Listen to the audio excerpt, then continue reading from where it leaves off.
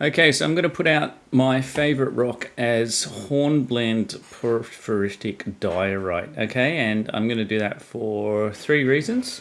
The first reason is it gives you a really good understanding of the geology. So if diorite is around the place, and I get my information from the source, the original historical original, and then I've gone and seen the latest books. But the internet's really needed on top of that because these books are quite basic. But it tells you that there is a subducting ocean plate because there's a mixture of granite and basalt, which is really significant and matches perfectly with Narrenvale fernbell beds subducting and then causing the volcanics. And so it's really good to show that. It's also really good, and so this is from the Rocks and Landscapes. This is where you can get it. I couldn't get around to here, but there were some rocks lying around the place that were not from the main source, and these ones I didn't really check out. And this is from a journal, so that's more an internet site. It's actually much better, but anyway. So porphyritic means there's these hornblende and amphiboles are the same things, these long dark crystals. And that's where it is, the red ones for large crystals and the small ones for extrusive, quick cooling small crystals. And this is why it's good, because it helps you get a really good understanding of how to use diagrams and how to look at all the different clues within the one rock to work out that you've got the correct rock. And so if you've got these are the two extremes. You've got granite on one side, which is continental, and this is sort of like basalt. That's a gabbro, but anyway. So one's just quick and slow cooling. And you've got the black oceanic crust over here. And those ones are all pyroxene, which are blocky crystals. The biotites, this flaky sheet silicas, they're single, and these are double chain, and they're sort of these long elongated crystals. And so they're mostly long elongated crystals with a grey feldspar matrix. And it's smack bang in the middle, and it's a mix. It's not the granite, which has the white, pink, grey, black look to it, which is sort of whitish, and then the blackish look to it because it's got mainly pyroxene and olivine, which is like super dark green. It looks black.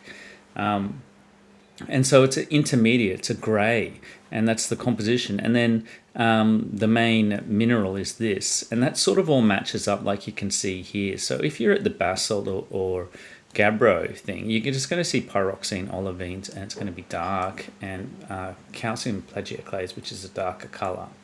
And then when you're at the other end, you're going to see these minerals, and so you'll never see an olivine or pyroxene crystal inside a granite, and you'll never see quartz, clear quartz or pink feldspar, unless it's xenoliths and other weird things like that, but not in normal rocks. You're not going to see that in a gabbro or a basalt.